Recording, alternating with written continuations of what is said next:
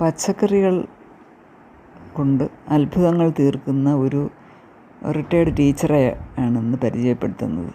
Jeeja teacher. Teacher റിട്ടയർമെൻറ്റിന് ശേഷം, അതിന് മുൻപും പച്ചക്കറി കൃഷിയുണ്ട്. റിട്ടയർമെൻറ്റിന് ശേഷം സ്വന്തം അധ്വാനത്തിൽ പറമ്പിലുണ്ടാക്കിയ പച്ചക്കറികൾ ഉപയോഗിച്ച് ഒരു വെജിറ്റബിൾ ആർട്ട് തയ്യാറാക്കുന്നുണ്ട്. അത് കൃഷി ചെയ്ത ഏത് പച്ചക്കറിയാണെങ്കിലും അതും അതിൻ്റെ ഇലകളും, പച്ചക്കറിയുടെ ഇലകളെന്ന് പറയുമ്പം ചീര, അതുപോലെയുള്ള ഇലകൾ തരാതരം. അപ്പം പയറുണ്ട്, മത്തനുണ്ട്, പപ്പായയുണ്ട്, വെണ്ടയ്ക്കയുണ്ട്, മുളക്, കാന്താരി, പിന്നെ ബീറ്റ്റൂട്ട്, ക്യാരറ്റ്,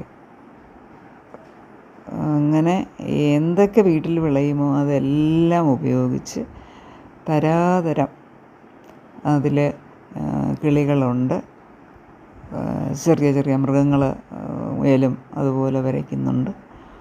പിന്നെ ഓരോ സംഭവങ്ങൾ അതിൽ തയ്യാറാക്കുന്നുണ്ട്. അതുപോലെ തന്നെ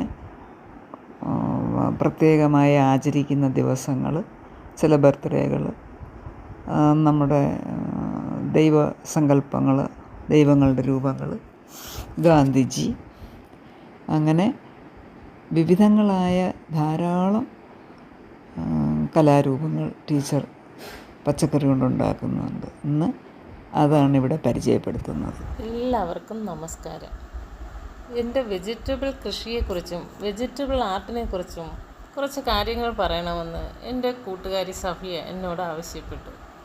സ്കൂളുകളിൽ കൃഷിത്തോട്ടം എന്ന ആശയം വരുന്നതിന് വളരെ മുൻപ് തന്നെ ഞാൻ എൻ്റെ ക്ലാസ്സുകളിൽ വളമില്ലാത്ത പച്ചക്കറികൾ സ്വന്തമായി വീട്ടിൽ കൃഷി ചെയ്യുന്നതിൻ്റെ ആവശ്യകതയെക്കുറിച്ച് ഗണിതവുമായി ബന്ധപ്പെടുത്തി ഗണിത ക്ലാസ്സുകളിൽ ഞാൻ സംസാരിക്കുമായിരുന്നു. അതിൽ വളരെ താല്പര്യം തോന്നിയ എൻ്റെ കുട്ടികളും ഞാനും ചേർന്ന് ഒഴിവുള്ള സമയങ്ങളിൽ ക്ലാസ് റൂമിനോട് ചേർന്ന് കിടക്കുന്ന സ്ഥലങ്ങളിൽ കുറേശ്ശെ കൃഷി ചെയ്തു തുടങ്ങി. മറ്റു കുട്ടികളിൽ നിന്ന് അത് സംരക്ഷിക്കാൻ അവർ തന്നെ കൃഷി രീതിയിൽ പല വഴികളും കണ്ടെത്തി. പുതുതായി വരുന്ന കുട്ടികളും ഇത് കണ്ട് ഇതിൽ പങ്കാളികളായി ഈ കൃഷി രീതി ആവർത്തിച്ചുകൊണ്ടിരുന്നു. ആ സമയത്ത് ഞാനും അത്യാവശ്യ സാധനങ്ങൾ വീട്ടിൽ കൃഷി ചെയ്യുന്നുണ്ടായിരുന്നു. പിന്നീട് എൻ്റെ ഹസ്ബൻഡുമായിട്ട് ചേർന്ന് കൃഷിയിൽ വിപുലപ്പെടുത്തി. റിട്ടയർ ആയതിനു ശേഷം ബോറടി മാറ്റാനായി ആദ്യം ഞാനൊരു പേപ്പർ ടുഡേ സ്പെഷ്യൽ എന്ന തലക്കെട്ട് ചെയ്തു തുടങ്ങി.